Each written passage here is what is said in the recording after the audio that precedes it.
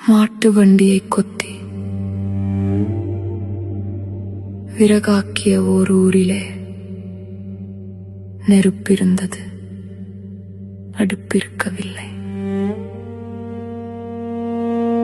தென்னைகள் 1000 பனைகள் 1000 தோப்பாய் காய்த்த ஒரு கடற்கரையிலே கஞ்சி இருந்தது, அதில் பால் இருக்கவில்லை.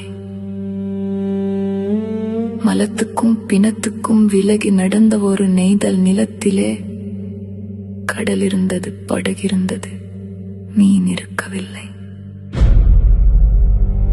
ஆலமிலை, பாலை இலை, பனையோலை தவிர பச்சையாக இருந்த எல்லாவற்றையும் சமைத்த ஒரு ஊரிலே